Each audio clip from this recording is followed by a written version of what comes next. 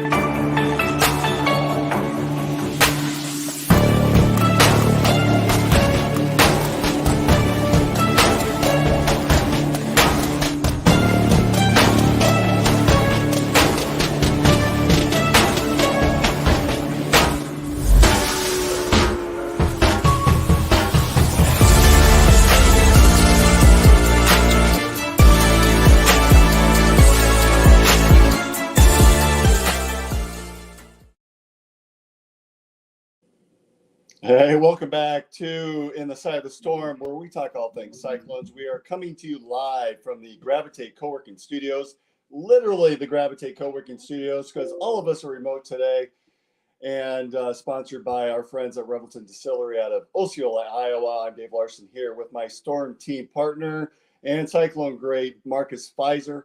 How are you, Marcus?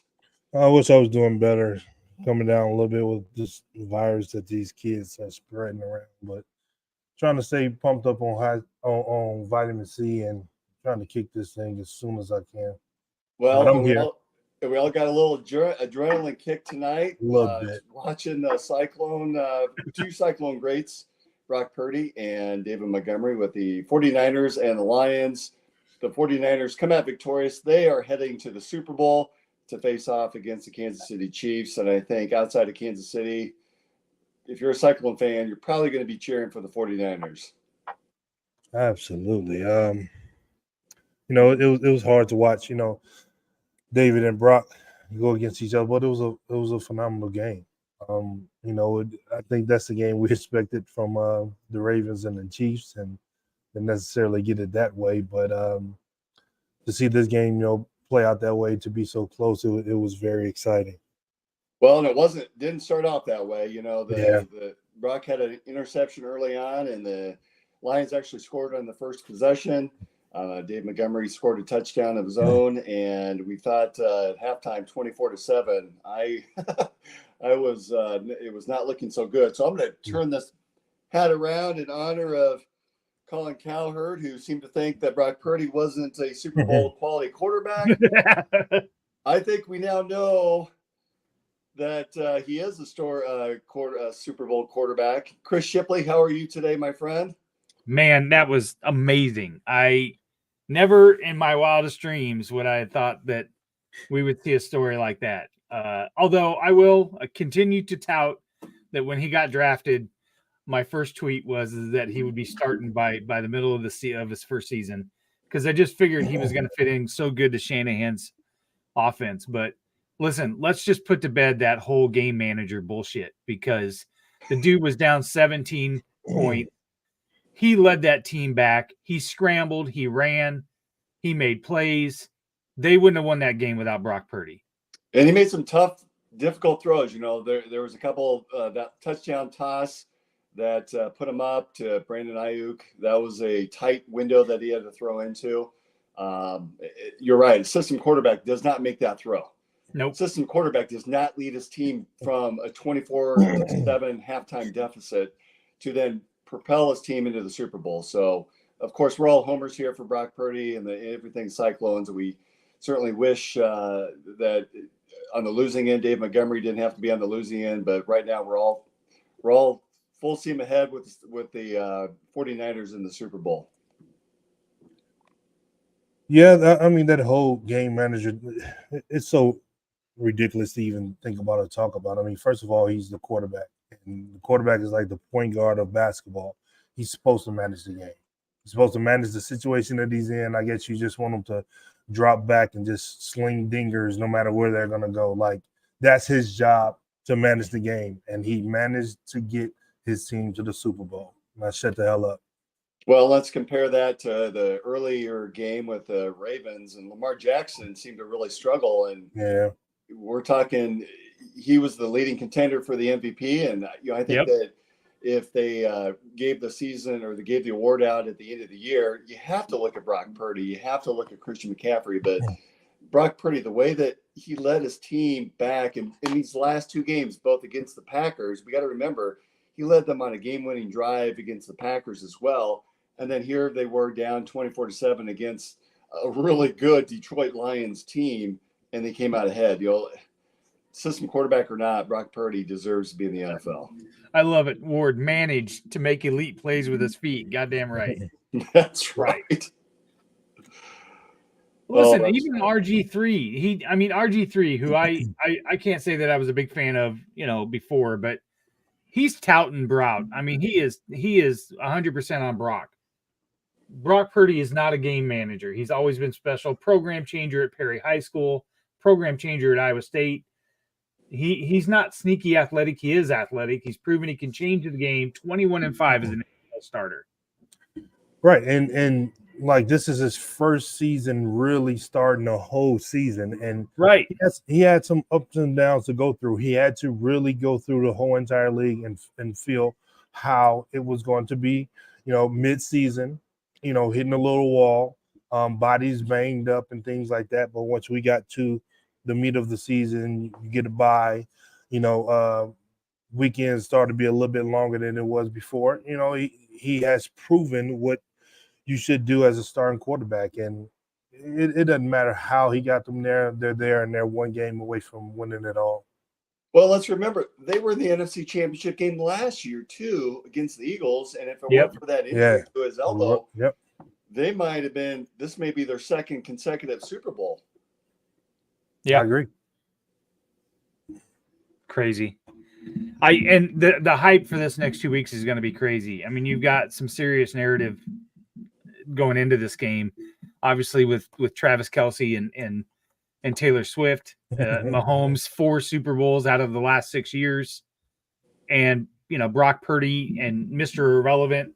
It's just I don't know, Christian McCaffrey's first Super Bowl. I mean, it's going to be a fun 2 weeks, and I'm really looking forward to that game. And let's remember one thing, too, is that the 49ers had drafted Trey Lance to come in and to be that starter. And I can't remember if it seemed like Lance was the number one draft pick of that year. They traded up to pick him at 3. So good point. Yeah, so they traded up because they thought he was the man. They threw a bunch of capital, got Lance. They thought he was going to be the guy. He wasn't the guy. They brought in Jimmy G. They thought Jimmy G was going to be the guy. So then number 3 on the depth chart the year that Brock was drafted was Nate Sudfeld, who was guaranteed $1 million. Teams don't like to throw money away. All right. So Brock comes in training camp. They were impressed enough to let Sudfeld go. They kept Brock Purdy, the last pick in the draft. Yep. And then by the end of the year, by the middle of the year, Brock Purdy is your starter, winning football games, and nearly led them to the Super Bowl last year. And there he is this year. Just a phenomenal story. Love it. Yeah, I called it. I said last year, go ahead and trade Trey, get some assets or whatever that you can for it and start Brock. And, he went, like I said, went through his ups and downs, and now they're in the Super Bowl. So it's a phenomenal story without a doubt. We never doubted him. We've seen him for years and years and years. Is expected from a young player just becoming a pro, because it's a different league. Like, those are grown men in that league. It gets to a point, and I'm not going to attest to it, it gets to a point in college where when you're an upperclassman, you become the man versus, the kids that are coming in. And there was times, on the floor, like, I didn't think there was anybody. That's why so many double and triple teams came that can really, really contend with my strength, my power, and speed and things like that. But once you get to the league, it's everywhere. It's everywhere. So he had to learn how to manage all of that. He had to learn how to, pick apart the different things, because the corners are coming a lot faster. The safeties are just as fast as the corners. So then you got the big guys on the defensive end that are, 360, 370 that are moving, and before you know it, that pocket is a lot smaller. And so once he figured all that out, here we are. Well, and as Coach Campbell has said, you go to Iowa State, you go up the rough side of the mountain. And I think that has, Brock has kind of gotten a little baptism by fire, having a rough time at Iowa State, having to play those teams and then that adversity that he had last year and then coming in and then some of these games that they said he played bad in. I mean, he led 2 game-winning drives in the last 2 weeks in the playoffs, in the NFL playoffs. 3rd youngest quarterback to start a Super Bowl, signed a 4-year, $3.74 million deal. He's 2 years into that deal. He's due for a raise. Yeah. Wait until that contract comes due. Yeah. But you know what? It's holdout time. I would not be surprised as the type of guy that he is, that he would take a lower deal to sign the rest of his teammates to continue this go. That seems to me to be, because to me, Brock's whole persona is not about money. It's about promoting his faith and being a good teammate. Well, and if you're Matt Campbell in the Iowa State football program, is he not case in point? Are you not walking around to every recruit just showing his picture going, you know who this guy is, right? You know we're in school, right? You could be in his shoes. That and following off the heels of Brock, we have Rocco Beck now, who is he's actually breaking Brock's records as a freshman. Yep. So you're seeing some success then that can transfer over from the college game and from Iowa State University into the NFL, into the pros. This is probably one of the best times that you can be an Iowa State football fan, seeing some of these guys taking off and having some success, and some major success. It's crazy. Cool. All right, so let's talk about a little bit of basketball. As we talked last week, this was going to be a big week facing off against both of the Kansas schools. But before we do, let's go ahead and hear a word from our sponsor, Revelton Distillery. Why take the best corn in the world and make it into fuel when you could make it into whiskey? That's the question that launched Revelton, Iowa's most visible and fastest growing distillery. Owners Rob and Christy Taylor embrace the grain-to-glass philosophy, sourcing ingredients locally and overseeing on-premises production and bottling at their facility in Osceola. One sip and you'll agree that Revelton's handcrafted whiskeys, gins, and vodkas are the best you've ever tasted. And with the launch of their rye whiskey, made with 100% Iowa-grown rye and corn, and their new bourbon coming soon, there's more Revelton to love than ever. Iowa's own Revelton Distillery. ReveltonDistillery.com. The great thing about working from home is working from home. The worst thing is working from home, especially for face-to-face collaborations with customers and coworkers. And let's face it, coffee shop meetings are neither private nor professional. So skip the trip to Starbs and investigate Gravitate Co-working Space. For more than 10 years, Gravitate has provided large and small office and conference spaces perfect for hosting meetings, workshops, or other events, as well as private phone booths for confidential conversations. Plus, all spaces include secure fiber internet, free coffee, and access to a kitchenette. All you need is your laptop. Gravitate does the rest. And renting space at Gravitate is surprisingly affordable. An hour of office space costs about the same as venti caramel macchiatos and breakfast sandwiches for 2. Daily and monthly rates are also available with no long-term commitment. Learn more at gravitatecoworking.com. That's gravitatecoworking.com. It's funny, we're sitting here talking about Gravitate, and you can probably tell by the background, I am not at home, working out of the home office, but on the road. My daughter had a cheer competition in St. Louis, so that's the reason why my throat is a little bit scratchy myself. Earlier this week, we talked again last week before we went to break about this being a big week against Kansas State and Kansas. Earlier in the week on Wednesday, we played Kansas State, and Chris has some video of TJ Otzelberger and Jerome Tang having their post-game handshake, and really haven't seen anything like it before, but Tang had a few words in the middle of the game. He wanted to talk to TJ, and then they had a few words at the end of the game as well. Some word came out before the Kansas tip-off that Tang had brought up in one of his pressers or through the media, that there was some concern with some potential spying of the Kansas State huddle during the middle of the game. Marcus, have you ever heard of anything like that when you were playing both in college or the NBA? I don't think Marcus has seen this. This is the confrontation after the game at the handshake line. Fuck you, you fucking whore. Watch it. Oh, wait. I'm sorry. I dubbed over that. I'm sorry. That's not the actual audio. That's what I dubbed over because it's pretty funny. But you can see he's pretty animated here. And he points to the crowd.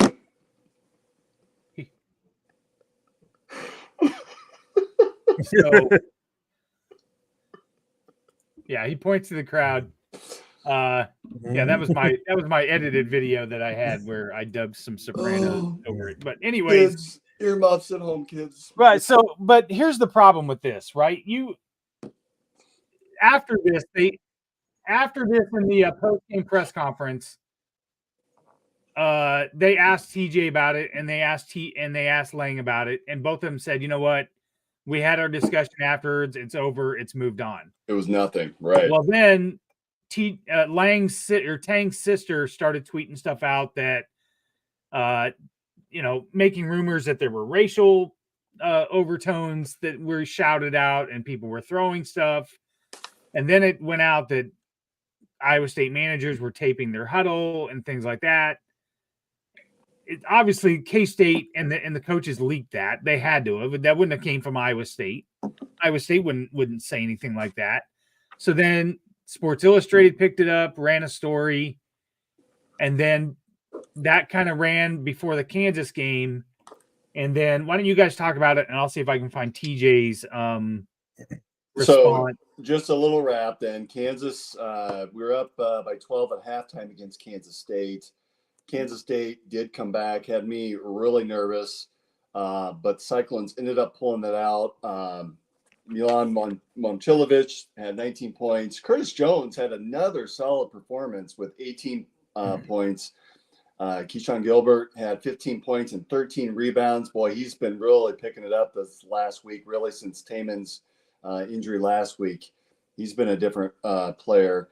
Vegas, baby. Yeah, so Cyclones pull out a win, 78-67 against Kansas State, so they can go home. There is a return trip, I believe, that we have to go down and play Kansas State coming up in the last Big 12 game of the season. So we are going to get a chance to see them. And then turning to Saturday, kind of an interesting mix playing on CBS. I've seen some of the video. I don't know if you've seen that, Marcus, to compare the lighting or the visual of the ESPN version of a broadcast versus CBS. CBS really made it look great on TV. Here I am sitting at this cheer competition, watching it on my phone, and just going nuts and excited. People around me are going, "What are you doing?" But I didn't care. It was a huge game by the Cyclones against Kansas. Probably the highlight of the game, though, could have been when the officer came out and did Juicy Wiggle, of which I saw that Bill Self ended up coming out of his timeout early just to watch the performance of the cop doing Juicy Wiggle. Marcus, any thoughts that you had with that Kansas game? That was a big-time game against the Jayhawks. Of course, that was a big game. It's one of those games that you sit and you watch and focus on the entire game. We're going to have runs. They're going to have runs. But we all know it's no secret that during those type games, especially at the Hilton, we lock in. Even if we're down in Lawrence, we lock in. Travis Rutherford even tweeted, well, we were on Instagram. He was like, you guys would have like the best shooting a night against us. And I'm like, bro, you know how it goes. You know how it goes on the road in the 12. So it was a good game. And even Sharon Collins, me and him was, going back and forth a little bit. They were commenting a little bit before and during the game, but after the game, it was like, yeah, that was a good game. But it's always going to be a good game. Like I said before, it's the reason why we have so many wins against the top 25 in the last couple of years because, Big 12 is the best conference in the league in basketball without a doubt. We're not being biased. We're just stating the facts. And whenever you in the Big 12, you have to come through Hilton. You got to come through the Coliseum. And that's never been an easy place to win for anyone. So it doesn't matter what number you're going to have in front of you, number 2, number 7, number 25, you got to come through the Hilton. And, the Magic is going to show up and our guys are going to show up and do what they're going to do. And, who I root for each and every time, my boy Trey King. I'm a big Trey King fan. Love those big guys. I love the bigs. He comes through. He comes through with the physicality that we need, and then don't do any. He's starting to figure it out. He makes a couple threes for us, keep them guessing, and we come out with the victory. 4 threes. I like to see it. I like to see it. We just not fall in love with it too much, Fall in love with it. Next game, give me 18 rebounds, but you got to admit those took you by surprise watching him shoot those threes, right? I mean, he doubled the number of threes in just that one game that he had all season. It's the magic. It's the magic when you're rolling and you feel it. That crowd is going. It's nothing that you can explain. It's just that feeling when that crowd is rolling. You just feel that they're behind you. You just feel like the hoop is an ocean. Let me remind everybody that we asked somebody on this podcast who was the go-to guy to go to at the end of the game. And I believe one Marcus said that it was Keyshawn Gilbert. One player that could do that.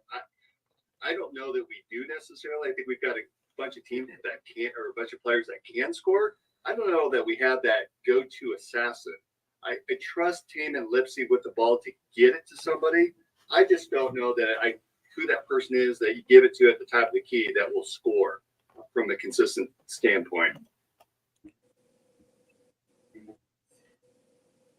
Well, me personally, for 4.5, 5 years coaching against Keyshawn Gilbert here in Las Vegas, I saw a lot of early flashes of him being able to do that. I don't know if it's a different role for him at Iowa State. That's something that he has to progress into at Iowa State. But the kid has been an assassin for years here. Seems like Marcus might know ball. maybe a little bit. It's maybe a little bit, right? It's a little different here in Vegas, and people, full disclosure, just tend to stay their distance, which I'm fine with. It's not bragging or anything like that. Like, I just like sound basketball. I was taught the right way. I was taught how to focus on the different things that talented players have, and that different kind of grit. I wasn't the biggest player, 6'8", maybe 6'9", with my shoes on. Barkley said we got to play in our shoes, so why are you measuring me with my shoes off? So I'm going to go with 6'9". But just like I said, just knowing the kid for so many years, him playing against Marcus Jr. for so many years, playing against him in the AAU tournaments in high school for so many years, him and his brother, he got an older brother that's probably about a year or two older than him, and they were just these tough, gritty kids that, no matter wherever you faced them, they did not back down. And I remember the first time I coached against Keyshawn, like he was going at me back and forth. Never in a million years would assume he'd end up at Iowa State. Totally gratified with that decision, him transferring to Iowa State. But his coach came to talk to me. He was like, "Hey, young fella, he's trying to learn." I said, "I like him. I like him, man. I like that grit. I like that tenacity that he had, and he never backed down. He definitely beat us that game, and I became a fan from him ever since. And that was, what is this, 2024? That was probably in 2016, 2017. He was a young fella then. And so, for him to continue on, become an adult, young man that's looking to continue his success, I mean, I'm loving it. So Keyshawn had 16 points and 6 rebounds, but none bigger than that 3-point shot near the end of the game. And then he came back with a quick layup that pretty much sealed that game. So 5 quick points there by Keyshawn Gilbert that was the difference in the ball game. Cyclones ended up winning 79-75 over Kansas. We talked a little bit about your big Trey King, 21 points and 9 rebounds. He really has been playing big in these last couple of games as well. I love it. I love it. You know, the focusness, it starts in that paint. And like you said, Robert Jones has been playing so well. You know, he's figured it out in the last couple of years, and he understands how to navigate and how to be effective. You know, just from top to bottom. You know, Taman was able to come back, and you know he's still getting the cobwebs out, but you know we're heating up at the right time, and you know with these homes and not aways in some of these games, you know it's a good thing to have right now, and I'm excited about the rest of the season. Well, in my defense of that video that Chris played earlier, again, Heyman is the guy that stirs the drink. So you're right. He came back. He's another solid performance, 10 points, 8 assists. He's getting the ball in the hands of those that need it. And really, I think this group of Cyclones, they pass the ball really well. I mean, they're looking for the open guy. They're looking to push the tempo. I like what I'm seeing out of this team. They look like a top 15 team. Yeah, that's the direction they definitely heading. And, you know, it's not about blowing anybody out. It's just playing solid. Like, this is the heat of the season where you really have to focus because, again, the Big 12 can change your season for the grade, or it can be, you know, a total disaster. And we've been through, you know, recently those disasters. That's since TJ's been there, you know, but since he's been there, he's been getting the ship righted. We've been playing well, and man, once we get to the tournament, you know, the rest is history. So, well, we're sitting in a great spot, 5-2, a half game out of Texas Tech. We share the spot with Houston, and just a notch below us is Kansas State, and TCU, of which we all have a win over. So really, we sit 2 games up on those guys. We're looking pretty good. 7 games into the Big 12 season. We do have a tough stretch coming up, though. We have a week off, which I'm a little surprised they're off for the entire week. I don't quite understand that. But Saturday at Baylor, and then Tuesday at Texas. Yeah, I think everybody's looking forward to that game. Return to see Tyrese Hunter for the last time. Looking forward to this week. But you're right, it gives us a little bit of time to work on some things, maybe get some guys healed up, particularly Taman Lipsey. Yeah, and they're on the road 3 out of their next 4. So it's well, Marcus, you know, the Big 12 is no joke. Yeah, without a doubt. And like you said, we're right behind Texas Tech. Texas Tech got, you know, more of those hard-nosed Vegas kids, you know, Darren Williams from Vegas, and I coached Pop Isaacs in high school. So I know the tenacity and the fire that he has in his belly. So when we run into them, it's going to be a dogfight as well. I'm looking forward to, you know, that matchup when it comes around. But, you know, going down there in Texas, whenever you got to get down there in Texas, is always a hard trek to get wins out of those tough-nosed teams down there. And, you know, playing against Texas is going to be exciting without a doubt.